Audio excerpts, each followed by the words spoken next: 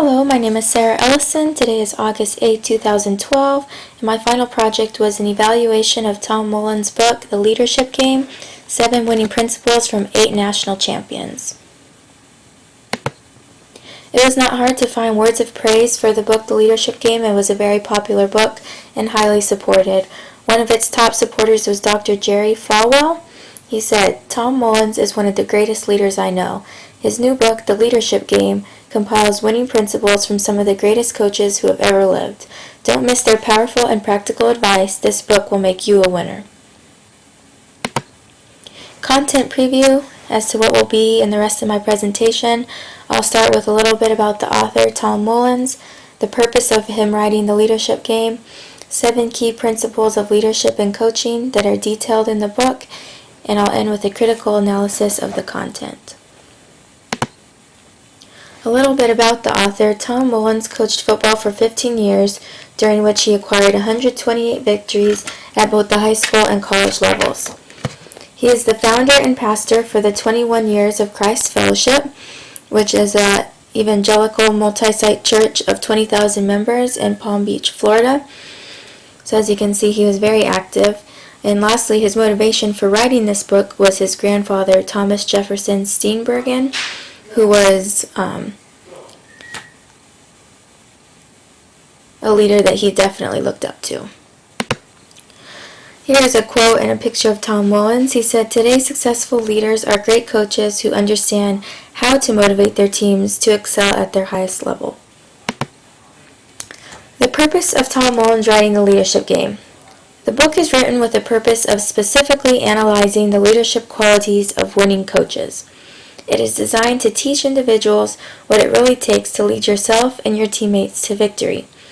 Although he interviewed 8 national championship football coaches, the leadership principles detailed are applicable to teams outside of sports, such as teams involved in ministry or corporate law, anything of that sort. There are 7 key principles that Mullins really focuses on regarding leadership found in coaching. First off, recruiting. Second, motivation. Third, momentum. 4, morale. 5, game planning. 6, game day adjustments. 7, celebration. Starting with recruiting. Recruiting is a root system of leadership. Mullins believed that if your team is grounded with the hardy roots of top recruit, it can grow to the sky. On the other hand, if you're just plugging bodies into positions, your roots will remain shallow and weak, stunting your team's growth. A leader can recognize potential in players. Every good leader knows a good recruit when he sees one, but great leaders recognize and develop a recruiting edge that funnels the best recruits to their teams. A leader can develop a recruiting edge. A recruiting edge is definitely essential in getting an athlete to commit to a college, as all the colleges are definitely working hard to compete and acquire this particular recruit. A leader can communicate, establishing a personal relationship with the athlete, and a leader recognizes the need to recruit diversity. Recruiting diversity does not necessarily have to apply to sports, as I mentioned earlier. When a company is recruiting employees, they need to ask themselves, do they need self-starters, highly relational people, or technical geniuses? And just really recruit according to what they need at the time. The second principle was motivation. Motivation maximizes talent. It has been said a highly motivated athlete can outperform a more physically gifted athlete in any game. A leader must understand the power of motivation and how it influences their athletes. A leader knows how to get the best out of every player.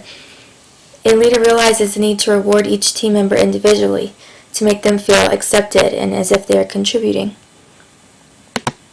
A third principle is momentum. Momentum does not just happen. No leader can wait on good fortune and maintain a high degree of success.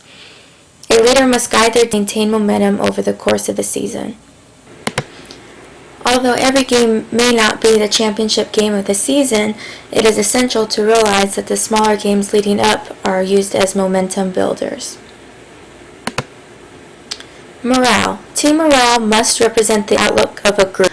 When teammates share a common outlook, morale remains high. It is when teammates are on separate pages, when problems arise, and it is harder to see the team vision. Team leaders must be on the same page. Distribute the praise to individuals who are not the star players.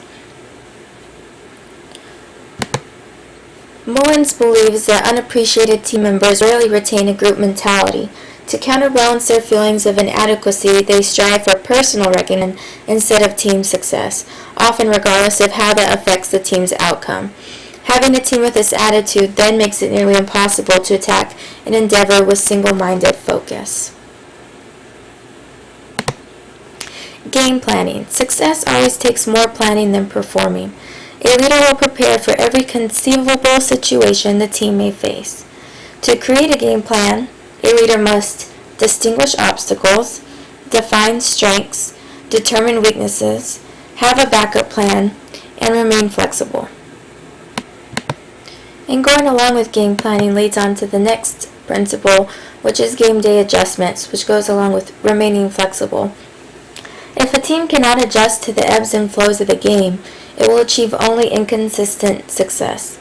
A leader recognizes that the face of a team may change and ready adjustments must be made.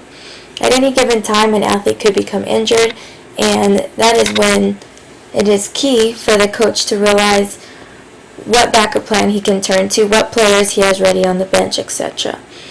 A leader also recognizes that climate is likely to change.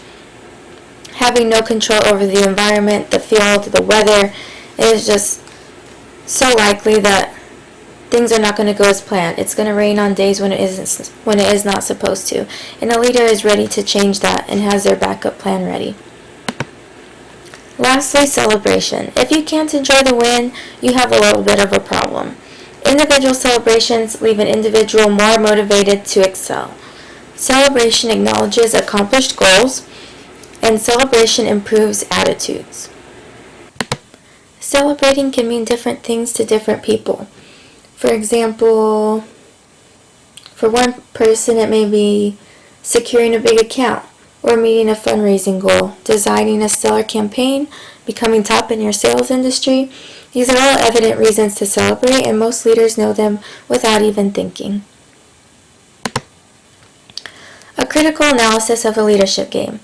This book established excellent credibility, in my opinion, through the interviews of national championship winning coaches, individuals who have proven success to back up their principles.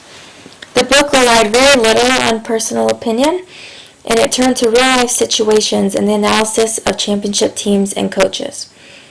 The detailed step-by-step principle format allows the reader to clearly emulate the leadership principles within their own teams. In conclusion, Tom Mullins' 7 detailed leadership principles derived with the advice of national championship winning coaches provide the reader with a clear and concise vision of what it takes to lead a team to the next level, whether it be in the sports arena, corporate office, or ministry.